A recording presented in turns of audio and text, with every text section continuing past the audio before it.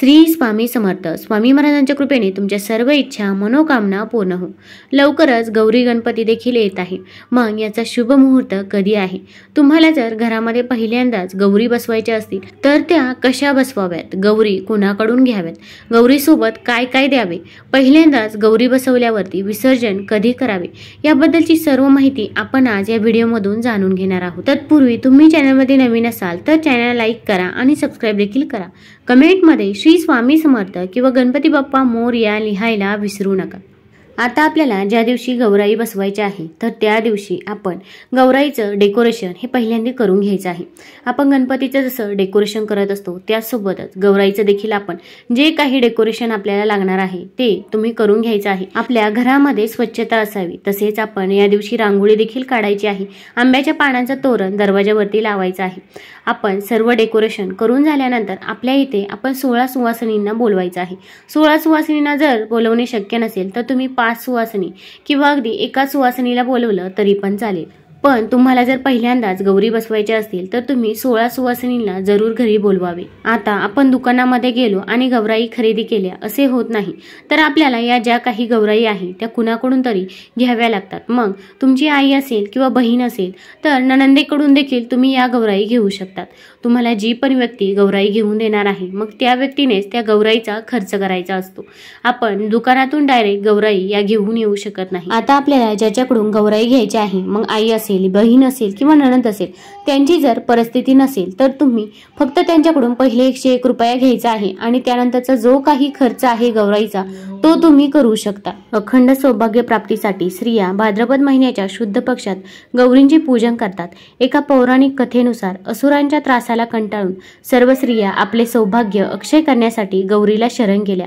तिची प्रार्थना केली. गौरीने भाद्रपद शुद्ध अष्टमीला असुरांचा संहार केला. तेव्हापासून अखंड सौभाग्य प्राप्ती होण्यासाठी स्त्रिया ज्येष्ठा गौरीचे व्रत करतात. गौरी किंवा महालक्ष्मीचे पूजन ज्येष्ठ नक्षत्रावर केले जाते, म्हणून यांना ज्येष्ठा गौरी असेही संबोधले जाते. महाराष्ट्रातील प्रांतानुसार गौरी पूजनाची पद्धत वेगवेगळी आहे. काही ठिकाणी गौरींचे नुसते मुखवटे असतात तर काही कुटुंबांमध्ये पाणवठ्यावर जाऊन 5, 7 किंवा 11 खडे आणून त्यांची पूजा केली जाते. त्याला खड्यांच्या गौरी म्हणतात. काही भागांमध्ये 5 मडक्यांची उतरंडी करून त्यावरून गौरीचे मुखवटे बसवतात आणि उतरंडीला साडी चोळी नेसून त्याची पूजा करतात. काही ठिकाणी राशीच्या महालक्ष्मी असतात, म्हणजेच घरातील गहू तांदूळ यांच्या राशी मांडून त्यांची पूजा करण्याची पद्धत आहे. मग तुमच्या इकडे जशी पद्धत असेल त्याप्रमाणे तुम्ही घरामध्ये गौरी बसवू शकता. आता आपल्याला या ज्या काही गौरी आहे त्या घरी वाजत गाजत घरी आणायच्या आहे. त्या अगोदर आपण घरी 16 सुवासिनींना बोलवायचं आहे आणि मग त्या 16 सुवासिनींची आपण ओटी भरायची आहे. आपण त्यांना हळदी कुंकू लावायचं आहे. तुम्ही खणा नारळाने ओटी भरू शकता किंवा तुम्ही अगदी साडी चोळी दिली तरी पण चालेल. तुमच्या इकडे जशी पद्धत असेल त्या पद्धतीने तुम्ही त्या महिलांची ओटी भरायची आहे. आता गौराईंना आपण वाजत गाजत घरामध्ये घ्यायचं आहे. पहिल्या वर्षी आपण जेव्हा गौराई बसवत असतो तेव्हा आपल्याला त्या धान्यावरती बसवायच्या आहे.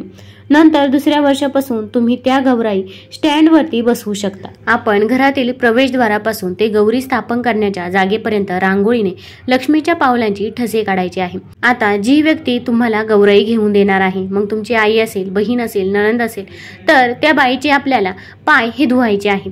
पाय धुतल्यानंतर पायावरती स्वस्तिक हे काढायचे आहे. कुंकवाने आपण स्वस्तिक काढू शकता. त्या महिलेचे आपण औक्षण करायचे आहे. तसेच आपण गौरीला देखील हळदी कुंकू हे अर्पण करावे. आता येताना लक्ष्मीच्या पायांचे ठसे उमटत उमटत गौरींचे मुखवटे घरामध्ये आणावेत.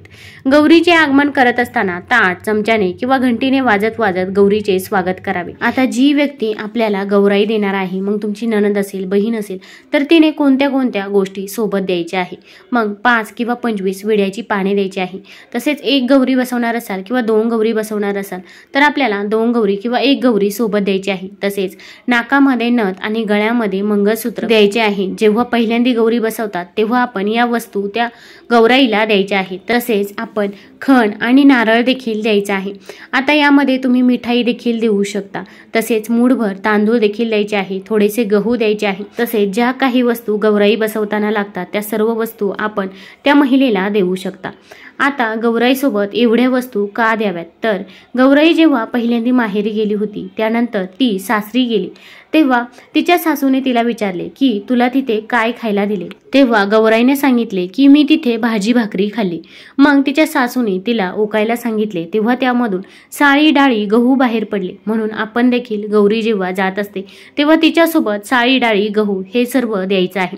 म्हणजे तुम्ही तुमच्या भाऊजाईला जर गौराई देत असाल तर तुम्ही त्यासोबत या सर्व वस्तू द्यायच्या आहे. तसेच ज्या महिलेने तुम्हाला गौराई दिली असेल, मग तुमची बहीण असेल, आई असेल किंवा तुमची नणंद असेल, तर ती व्यक्ती घरामधून जाताना तिची आपण अगोदर ओटी भरायची आहे. त्या व्यक्तीला साडी द्यायची आहे. खणा नारळाने तुम्ही तिची ओटी भरू शकता आणि मगच त्या महिलेला आपण घरामधून जाऊ द्यायची आहे. आता ज्या महिला पहिल्यांदाच गौरी बसवत आहे तर अशा महिलांनी स्टँडवरती गौरी बसवायची नाही, तर आपल्याला फक्त तांदळावरती गौरी बसवायची आहे. मग एक पाट मांडायचा आहे, त्यावरती एक तांदळाची रास ठेवायची आहे आणि त्यावरतीच तुम्ही गौरीचा मुखवटा हा ठेवायचा आहे. पाटाच्या सर्व साईडने आपण फुलाने रांगोळी काढायची आहे. तसेच डेकोरेशन देखील करायचे आहे. मग गौरीच्या तुम्ही डोक्यावरती पदर ठेवू शकता किंवा एखादा अगदी तुम्ही ब्लाऊज पीस ठेवला तरी पण चालेल. कारण की पहिल्या वेळेस जेव्हा आपण गौराई बसवत असतो तेव्हा आपल्याला साडी घालता येत नाही. मग अशा वेळेस तुम्ही तिचा साज शृंगार अशा प्रकारे करू शकता. तसेच जेव्हा पहिल्यांदा गौराई बसवतात तेव्हा फक्त गौराईला मंगळसूत्र आणि नथच घालायचे आहे. दुसऱ्या कोणत्याही वस्तू आपण घालायच्या नाही. आता आपण जर 2 गौराई बसवणार असाल तर त्याच्यामध्ये आपण कलश मांडायचा आहे किंवा जर अगदी एकच गौराई बसवणार असाल तर तिच्या साईडला देखील तुम्ही कलश हा मांडू शकता. कलश मांडताना कलश प्रथम स्वच्छ धुवून घ्यायचा आहे. कलशाच्या खाली आपण तांदळाची रास ही ठेवायची आहे. मग अगदी पाटावरती कलश ठेवला तरी पण चालेल. तांदळाची रास ठेवल्यानंतर तांदळावरती हळदी कुंकू अर्पण करायचं आहे. त्यावरती आपण कलश ठेवायचा आहे. कलशावरती कुंकवाने स्वस्तिक काढायचं आहे. कलशामध्ये शुद्ध जल टाकायचं आहे. तसेच त्यामध्ये हळदी कुंकू अर्पण करावं. 1 सुपारी आणि 1 रुपयाचा नाणं देखील त्या कलशामध्ये टाकायचं आहे. तसेच आता त्या कलशावरती आपल्याला 5 विड्याची पाने ठेवायची आहे. विड्याची पाने प्रथम स्वच्छ धुवून घ्यावी आणि त्यानंतर त्यावरती ठेवायची आहे. कलशाला तुम्ही रक्षासूत्राचा धागा देखील बांधू शकता.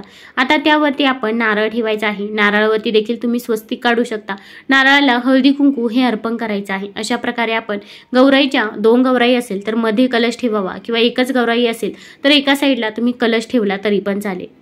आता या मुखवट्यांचं विसर्जन कधी केलं जातं? जर शाडूचे मुखवटे असतील तर तुम्ही 3 ते 5 वर्ष हे मुखवटे वापरू शकता किंवा जर पितळेचे मुखवटे असतील तर तुम्ही ते कायमस्वरूपी वापरले तरी पण चालतील. गौरी पूजनाच्या दिवशी आपण 16 पदार्थ घरामध्ये बनवायचे आहे. तसेच 16 दिव्यांनीच गौराईची आपण आरतीही करायची आहे. या दिवशी 16 सुवासिनींना देखील महत्त्व आहे. 16 सुवासिनींच्या समवेतच आपण ही गौराई घरी आणायची आहे. मग यावर्षी गौराई पूजन कधी करायचे आहे? भाद्रपद शुद्ध सप्तमीला गौरीला आवाहन केले जाते. यंदा 10 सप्टेंबर रोजी रात्री 8:02 गौरीला आवाहन केले जाईल. 11 सप्टेंबर रोजी गौरीचे पूजन केले जाईल. 12 सप्टेंबर रोजी गौरीचा पाहुणचार केला जाईल आणि रात्री 9:51 गौरीचे विसर्जन केले जाईल. तसेच दुसरा दिवस हा गौरी पूजनाचा असतो. गौरी पूजन आणि आरती या दिवशी करतात. तसेच जेवायला पुरणपोळी, ज्वारीच्या पिठाची आंबील, आंबाड्याची भाजी, 16 भाज्यांची एकत्र भाजी, दिवेफळ वगैरे पदार्थांचा नैवेद्यात समावेश असतो. नैवेद्यात शेंगदाणा आणि डाळीची चटणी, पंचामृत, पडवळ घालून केलेली ताकाची कढी, कटाची आमटी, वेगवेगळ्या प्रकारची भजी, पापड, लोणचे इत्यादी करतात. तिसऱ्या दिवशी गौराईचे विसर्जन केले जाते. या दिवशी सकाळी सुताच्या गाठी पाडतात. त्या सुतात हळदी कुंकू, सुकामेवा, बेलफळ, फुले, झेंडूचे पाने, काशी फळाचे फूल, रेशमी धागा असे एक जिन्नस घालून गाठी पाडतात. यामध्ये हळदी कुंकू, रेशमी सूत, झेंडूची पाने, काशी फळाचे फूल हे महत्त्वाच्या वस्तू असतात. नंतर गौरींची महालक्ष्मीची पूजा आणि आरती करतात. गोड शेवयाची खीर, उडीद डाळीचा भाजलेला पापड याचा नैवेद्य दाखवतात. या तिसऱ्या दिवशी गौरींच्या महालक्ष्मींच्या चेहऱ्यावर एक प्रकारची उदासीनता दिसून येते. गौरींची पूजा आरती करून पुढील वर्षी येण्याचे आमंत्रण देऊन त्यांचा निरोप घेतला जातो आणि त्यांचे विसर्जन केले जाते. गौरींचे पाण्यात विसर्जन केल्यावरती परत येताना थोडी वाळू घरी आणून ती सर्व घरभर व परसातल्या झाडांवर टाकतात. त्यामागे घरात समृद्धी नांदते. तसेच घरामध्ये कधीही धनधान्याची कमतरता भासत नाही असे म्हणतात. धातूच्या किंवा कायम स्वरूपाच्या मूर्ती असतील तर त्यांचे विसर्जन करत नाहीत. तुम्हाला जर हा व्हिडिओ आवडला असेल तर चॅनल लाईक करा, सबस्क्राईब करा. धन्यवाद.